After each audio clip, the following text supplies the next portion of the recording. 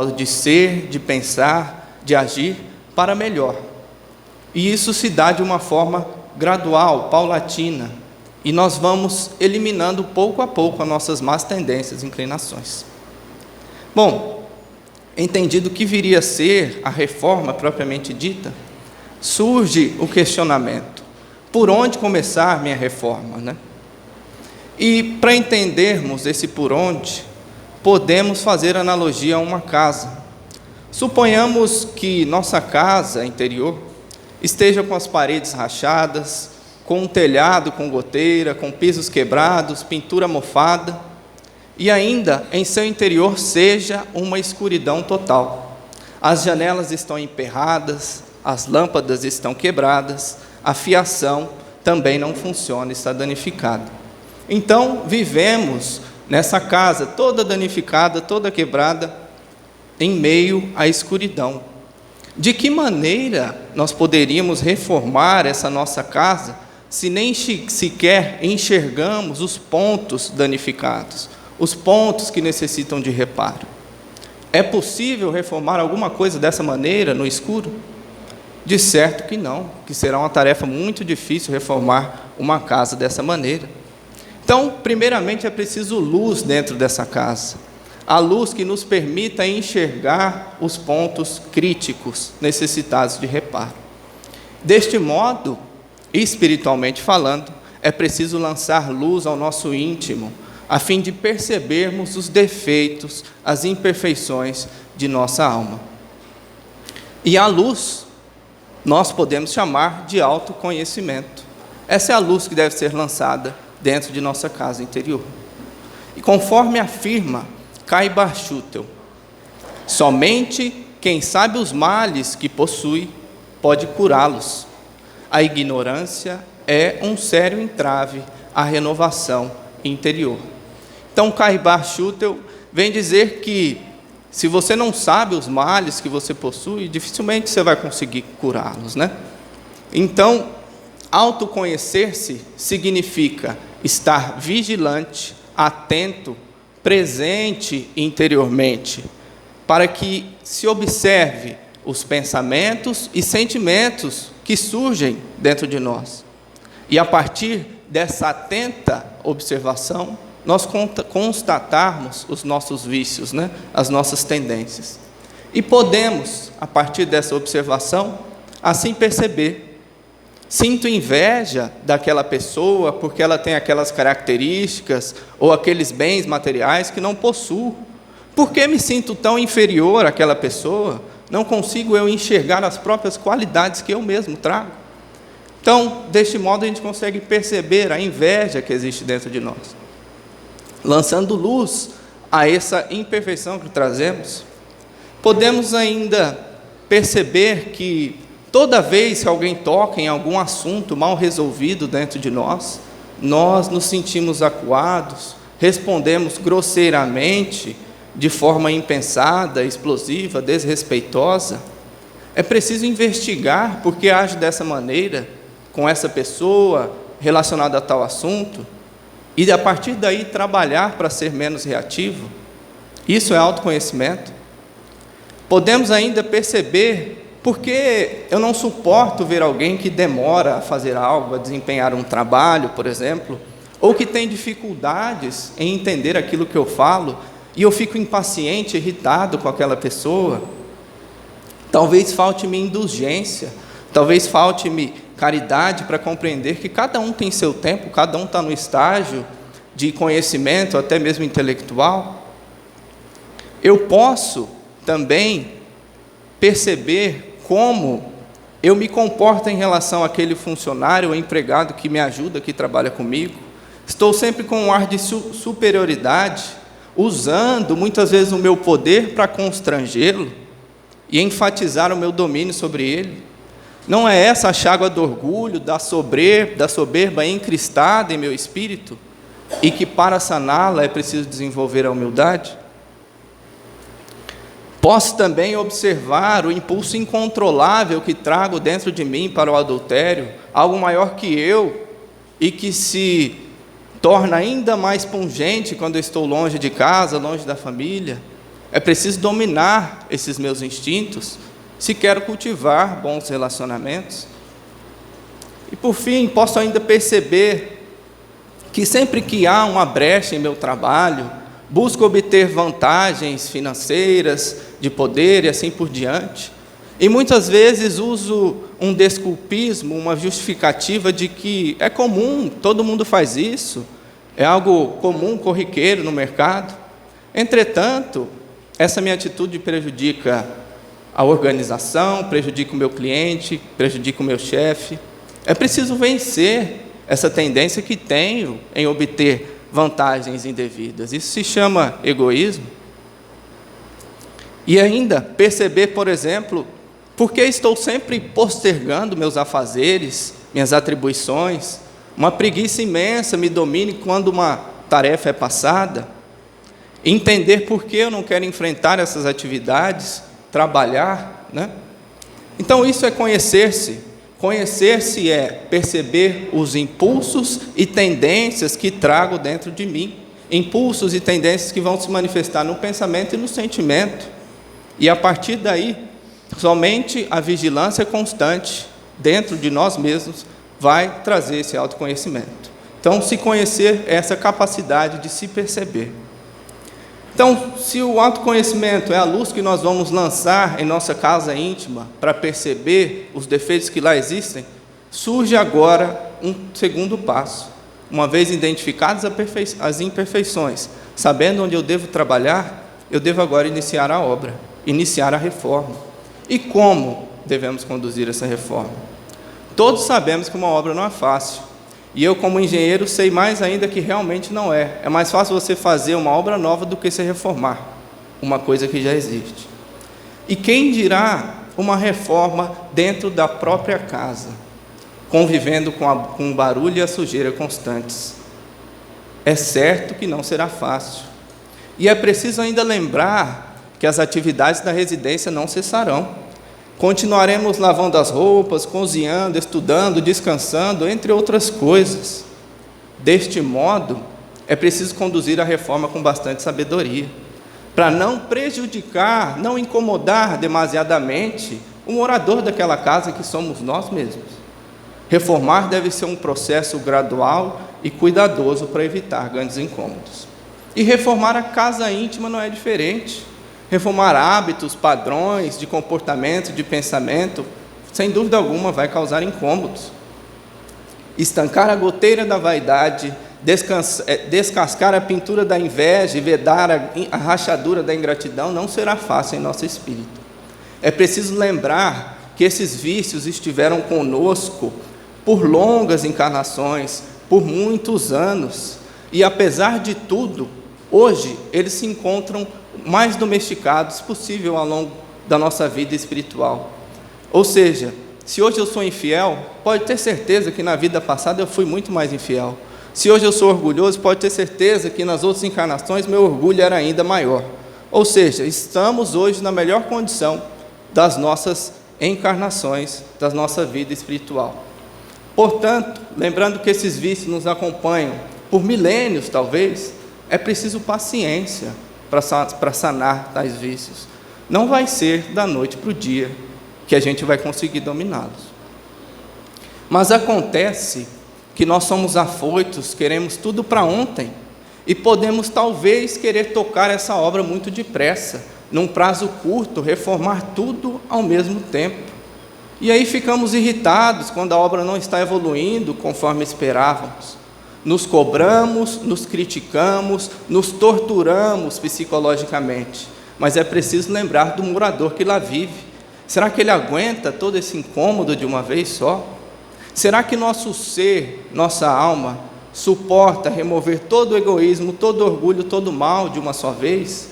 Conseguimos ser espíritos de luz da noite para o dia? Certamente que não.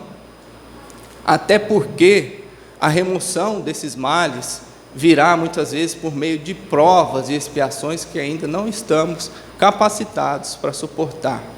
O fardo seria demasiadamente pesado para a nossa atual condição evolutiva. Então, o processo é gradual, o processo é paulatino. E é por isso que o arquiteto da vida, Deus, programa a nossa reforma aos passos, pouco a pouco, colocando pessoas e circunstâncias em nossa vida para transformar o mal que vive em nós em virtudes. Primeiro ataca a soberba, para que quando reformada se torne humildade. Depois age sobre a preguiça, para transformá-la em amor ao trabalho. Em seguida intercede sobre a desonestidade, para dar vida à honestidade e lealdade, e assim por diante. E de nossa parte, o que Deus espera, sem dúvida alguma, Ele espera dedicação ao processo de transformação interior.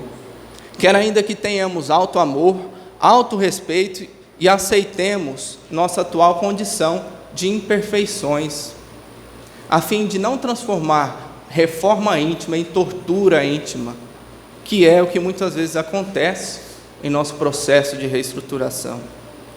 A reforma deve ser um processo sustentável, saudável. Autocobranças e críticas apenas tomam nosso tempo e retardam nossa vitória.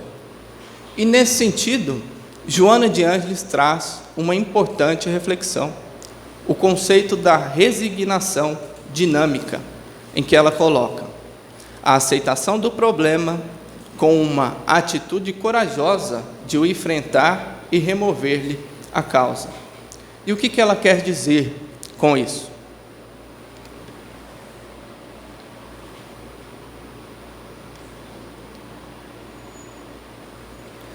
O que Joana quer colocar é que nós devemos sim reconhecer nossas imperfeições, devemos assumi-las, aceitá-las e se resignar em relação a elas, mas não parar de trabalhar, e sim seguir nosso processo de lapidação das mazelas morais.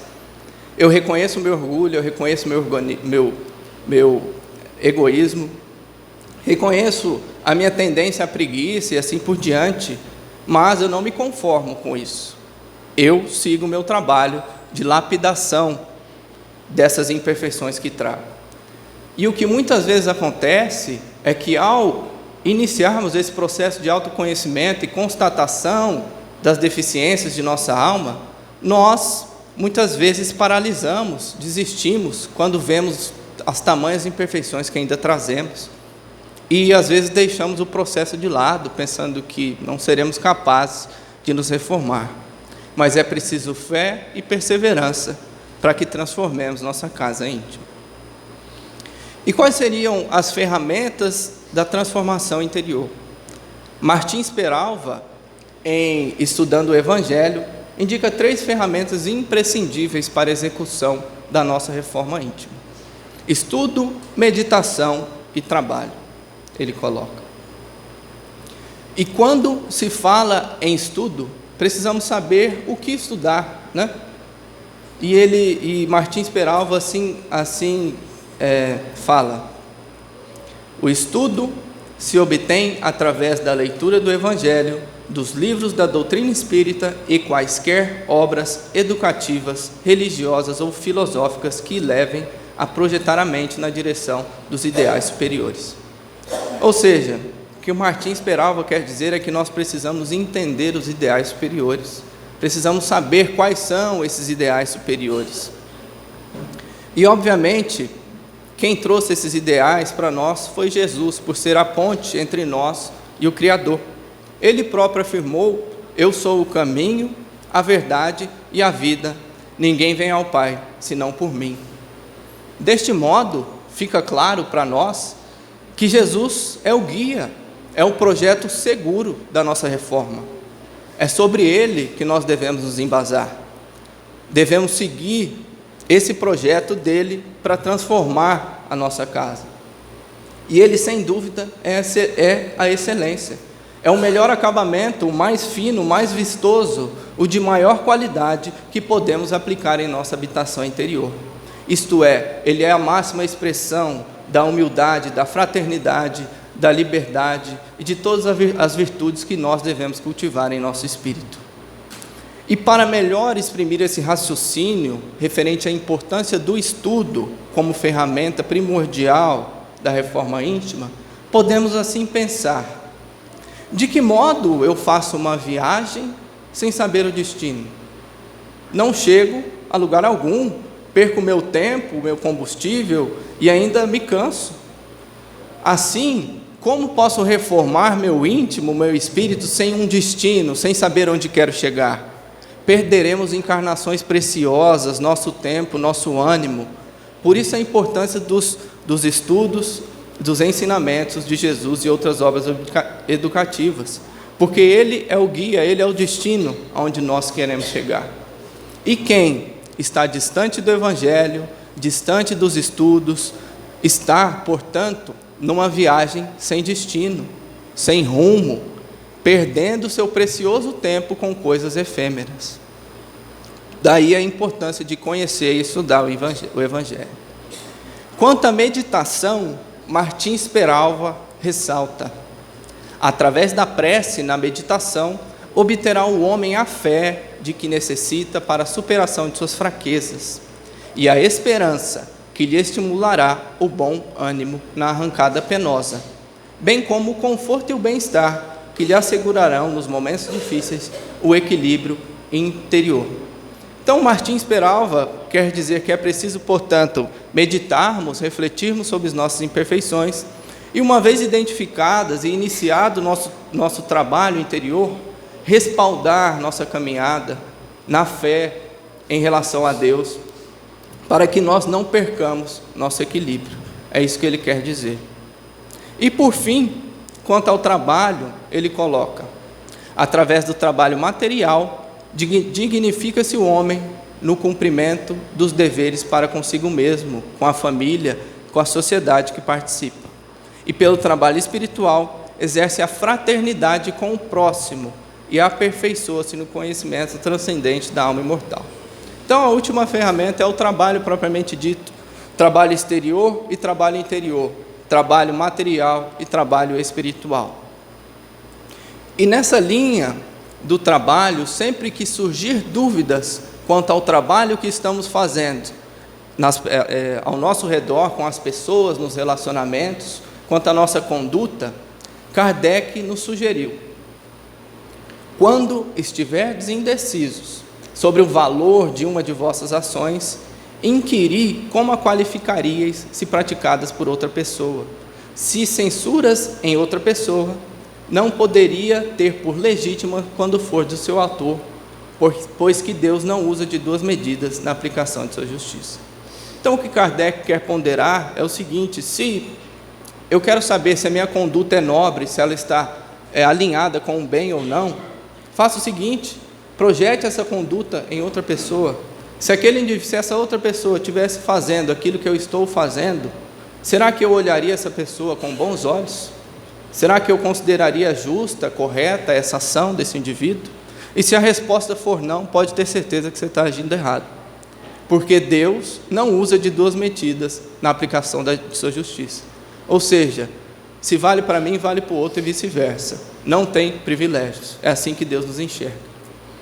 E além do raciocínio proposto por Kardec, eu ainda sempre uso uma outra maneira de me avaliar em relação à conduta ou à maneira que estou avaliando uma situação.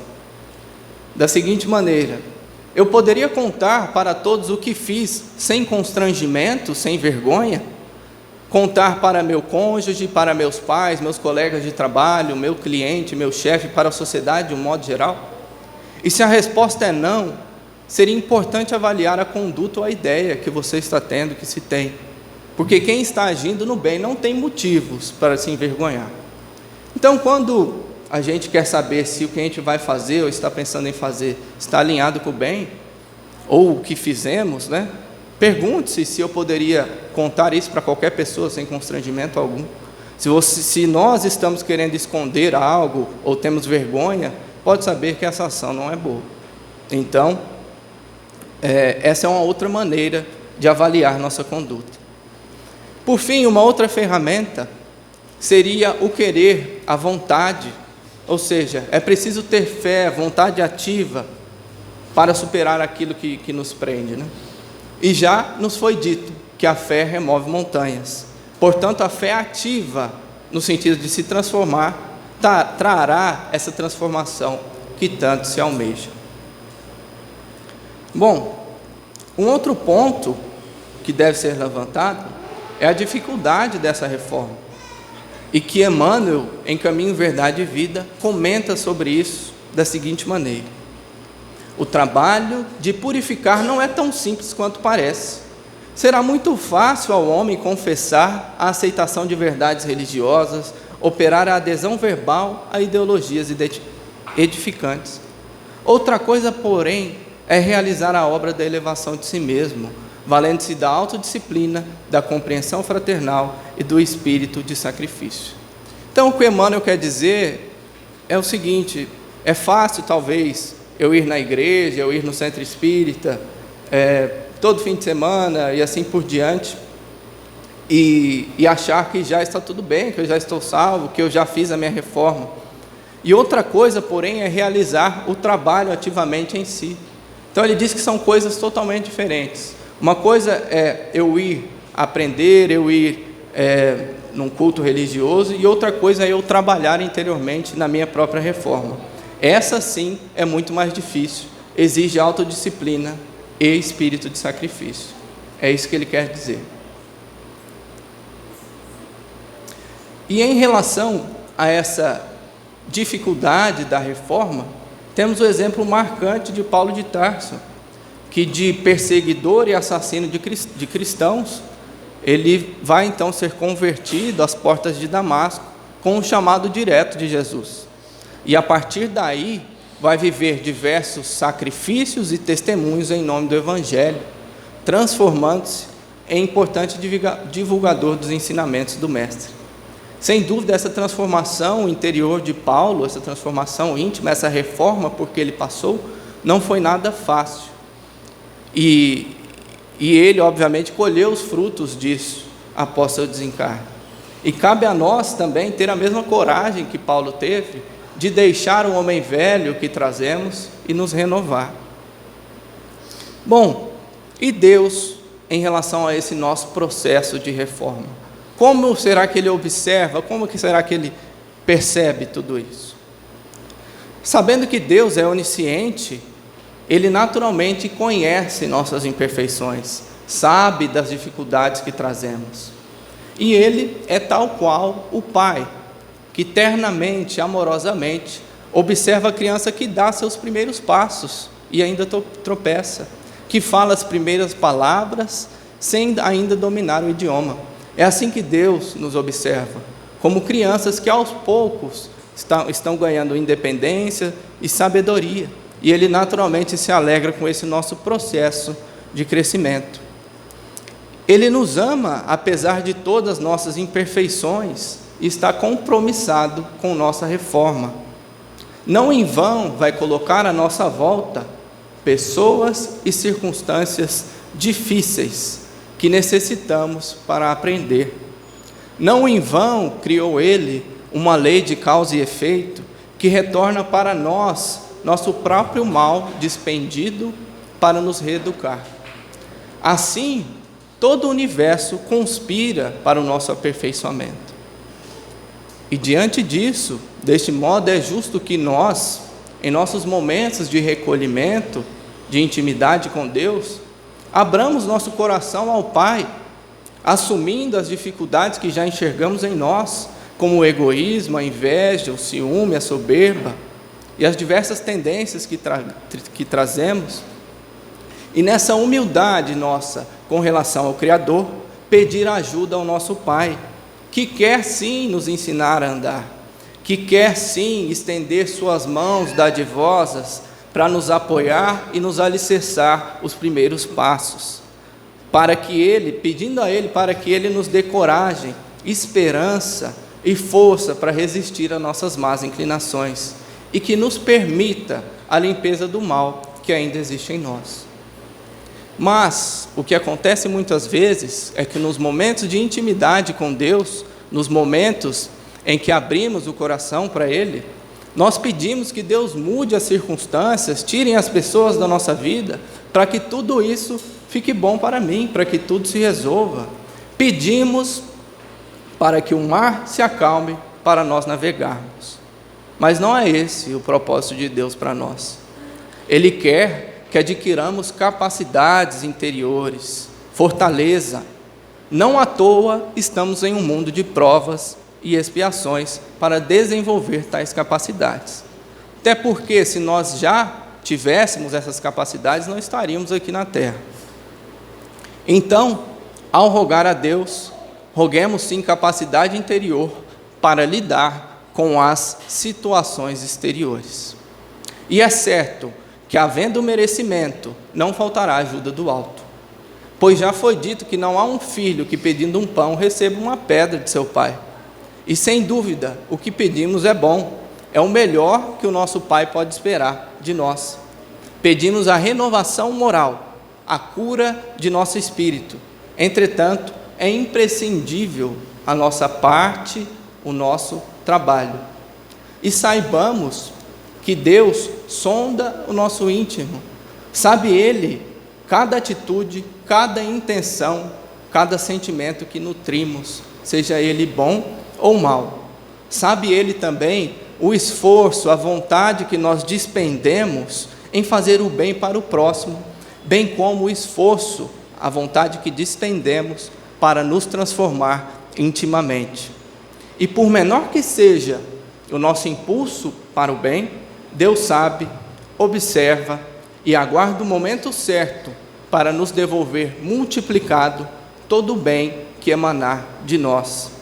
E já foi dito: ajuda-te e o céu te ajudará. Deus aguarda sempre o nosso passo para que Ele então coloque o chão sob os nossos pés. Bom, é isso que eu gostaria de trazer para vocês, pessoal. E se alguém tiver algum questionamento, alguma dúvida em relação ao que foi abordado aqui na reforma íntima, eu estou à disposição para a gente poder discutir.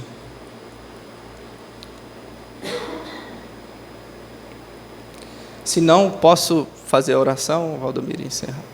Tá. Senhor, agradecemos por mais essa oportunidade de aqui estar, aprendendo, entendendo sobre a importância da reforma íntima, da renovação interior, que não deve ser postergada, que deve ser feita por nós, e rogamos a Ti força, capacidade, para desenvolvermos em nós as virtudes que ainda precisam ser trabalhadas em nosso espírito. Pedimos que não nos seja tiradas as provas, as dificuldades, pois sabemos ser elas que nos trarão a fortaleza moral que viemos aqui adquirir nesse planeta, nesse mundo de provas e expiações. Muito obrigado, nos abençoa hoje e sempre, que assim seja.